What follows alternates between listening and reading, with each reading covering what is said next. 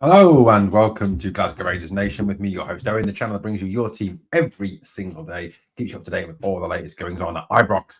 Guys, smash that sub, ring that notification bell so you never miss out. And it's free content, one of the only channels that gives you debt-free daily content. Well, we're obviously going into the weekend now. It is Saturday, but there's no game today. Fortunately, because obviously we're in the Europa League, we now are very much this Thursday, Sunday thing. We will be playing catch-up. Obviously, that lot from across the city do play today. So, it could be a situation where they are either further ahead of us or let's hope they slip up. And they end up being, so only 4 points and we've still got a game in hand on them. They do go to Livingston away to take on Livingston. And Brendan Rodgers actually made some pretty condescending comments about Livingston. Livingston currently sit 7th in the SPFL table with 1 win, 3 draws and 1 defeat so far this season. So, look, are we hopeful they're going to slip up? Probably not, but let's just keep our fingers crossed. So obviously we played Sunday against Motherwell, and we will be talking about that very, very shortly. Now, Rangers obviously are coming off the back of probably one of their better performances this season. Was it perfect? Of course it wasn't perfect. Was it spot on? No, of course not. But it was better. And that was one of the key things we want to see. We want to see positives. We want to see a kick on. We want to see them take this win over a very good team. Now, Betis finished 6th in La Liga last season. Yes, they're 10th at the moment. They're no mugs. They're not. They've got a good manager. They've got some good players. They are absolutely no mugs. And, Jack Butland made some fantastic saves, some that he didn't even get credit for.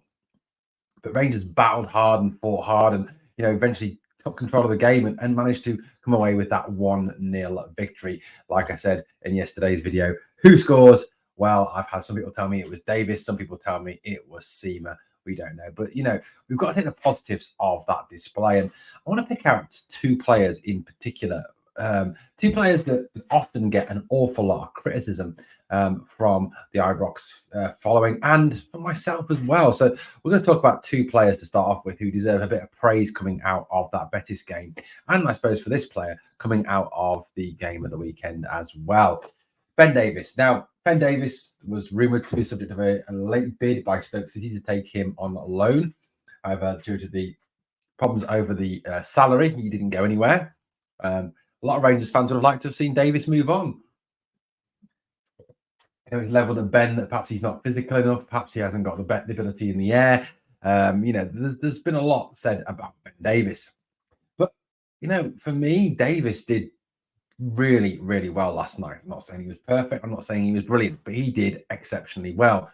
It's interesting, isn't it? We played Goldson and Davis last 2 games, 2 clean sheets.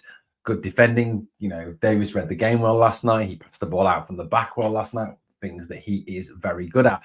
And I think that, last night he showed how important it is to have a left-footed, left-sided centre-back. At times this year we've conceded and perhaps defended badly because of the fact that John Souttar, who has been great, don't get me wrong, but he's not as comfortable on that left-hand side. He is a right-footer trying to play on the left side. And I think the goal against Kilmarnock that could have been avoided had he been left-footed.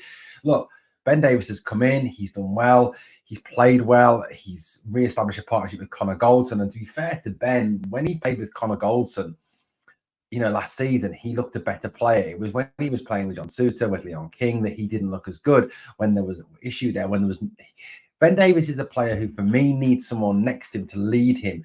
And that was Connor Goldson. Now, I know people don't rate Connor Goldson, but his communication and his organisational skills are very good indeed. Ben, like I said, gets an awful lot of criticism, but I think he deserves some praise for his performance against Betis and obviously against St Johnstone. I think he did very well in the Europa League. So let's give him praise where praise is due. So well done, Ben. Okay, let's talk about John Lundstram. Now, John Lundstram is someone I've called out on a frequent basis, someone whose performances I haven't rated, someone who last season really struggled. Once again, last night, I personally thought John Lundstram did well. I thought he was an interesting pivot in midfield. I thought he had control that midfield and run the midfield. He gave the midfield a bit of impetus. And, one of the things that's often levelled against Lundstram is the fact that he slows the game down, that he passes backwards and sideways too much. Whereas last night, I thought he was a whole lot more positive. Now, people have slagged me off for criticising Lundstram, and fine, you've all got your own opinions. But look, I'm not. I, I'm not someone. I don't hate Lundstrom. I just think at the end of the day, look. If he proves me wrong, if he makes me look stupid, great. I love that because that means he's playing well for Rangers. And that means he's helping us play good football. He's probably helping us get positive results, which is what we all want as fans. Lundstrom last night, well, Thursday night, sorry, I thought played very well. I thought he did a very good job. That shielding role gave impetus. He was better than Cifuentes, who first half was poor, second half was better. Lawrence, obviously, unfortunately, went off injured. No update on him as yet. So, look, he did play well. Yeah, I've still seen in some papers and from some fans that he was poor. He gave the ball away a lot.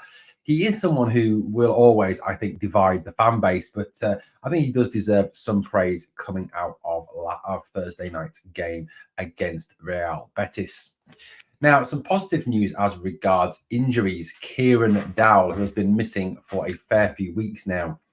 Kieran, who came to the club after an awful season last year with Norwich, where he had an ACL injury and was missed a great deal of the season. Certainly looked good in pre-season, and when he's been called on to be used in, for Rangers, he's looked good. He's, held down that left-hand side of the midfield. He's done a good job when he's come on. So look, I think Dowell does deserve some praise for what he's done. Now, Michael Beale delivered some decent news about Kieran Dowell, saying that Kieran Dowell is likely to return to training next week, which is very positive news indeed, that he is likely to be back next week. He has been out with a knee problem, which is unfortunate given the fact that it was a knee problem that had him out for most of last season. But he will be available from next week. Meaning he will be in contention for the visit of Aberdeen, which has been selected for television. Michael Beale said Kieran Dowell will be back by next Wednesday or Thursday, so that is good news because he helps us in the midfield and on the next line as well. Now, that is a positive given the fact that obviously we've got a number of injuries in the midfield area. Nico Raskin is out, Todd Cantwell is out, Tom Lawrence is likely to be out. So having a player come back is a positive in an area that we did seem to be struggling for midfield players. So good news that Kieran is likely to return. So it'd be good to have him back. Another player who Michael Beale has been talking about is 16-year-old Bailey Rice. Bailey Rice recently signed a contract extension with Rangers. Michael Beale talked a little bit about him and said, I'm telling you, we've got a heck of a player in Bailey Rice. He's 16. He's not 17 until the end of the month. When I introduce him to this madhouse, and my protection of him is important, but I'm telling you, he is ready. So it looks like Bailey Rice may get an opportunity to play sooner rather than later for the first team. And look, there's the old adage, isn't there? If you're good enough, you're old enough. And for me, Bailey is someone who has the talent, has the ability to play at this level. I think Livingston game last year, he played after a very impressive performance to the Scotland 21s, and he held down his own. He played very well in that game and didn't look out of place playing first team football. Personally, I want to see players coming through from our academy. I want to see players from our academy establishing themselves in this first team. And if they're 16, 17, who cares? At the end of the day, if they're good enough, they're old enough. And that's an adage we've got to use. You've only got to look down south to some of the players down south who've been impressing. Phil Foden came into the Manchester City team at a very young age. Job Bellingham, the brother of Jude Bellingham, is currently playing for Sunderland in the first team and playing exceptionally well at the age of only 17. They've also got a 16-year-old lad called Chris Rigg, who's scored goals, who's been brilliant as well. So, look, at the end of the day, if a player has the talent, you have to play him. And for me, Bailey Rice certainly has the talent. So I would love to see Bailey getting a run out for the first team at some point. Now, Rangers go into this weekend's game against Motherwell, sitting actually behind them in the league table, which is far from ideal. Motherwell sit third, Rangers sit fourth. Motherwell are a point ahead. St Mirren a further 2 points ahead, and obviously that lot from across the city 4 points ahead. Rangers have played 5 games, won 3, lost 2.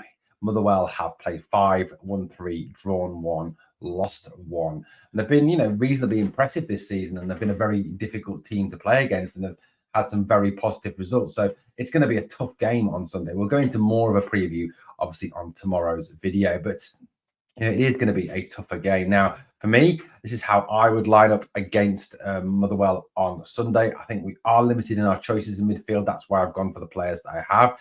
So Tav, Goldson, Davis, and Barisic as the defence. I think you've got to stick with that defence. I think it looked good on Thursday night. Jack Butland obviously is in goal. The guy has been our best summer signing with absolute quality. I would go with Bailey Rice, Ryan Jack, and Jose Cifuentes in midfield. Give Bailey Rice a run out. Put Ryan Jack in. Ryan Jack didn't play Thursday night. And Cifuentes, I think, needs game time. He needs to develop his confidence. He needs to try and play a little bit better. We need to see something from him. Then if it isn't working, we take him off and we bring on Lundstrom, or we bring on, I don't know who else we've got that's left that's fit anymore. So, at the end of the day, that is where we're at. I think we play with Matondo and Seema wide. We do need width. I think against Motherwell, especially, who will pack the defence, it will be needed. And I think, giving Seema and Matondo that width to try and get around the outside and get the ball into the box for Kemar Roof, who was my man of the match on Thursday, who was absolutely outstanding, I think is the way forward. We'll obviously talk a little bit more about the game in tomorrow's video. Well, guys, let me know what you think of the stories we've covered this morning or this afternoon or this evening, depending on obviously when you've picked up this video. Thank you for watching Glasgow Rangers Nation. And as always, there's two things I need you to do for me. Number one, smash the like. And number two, remember, we are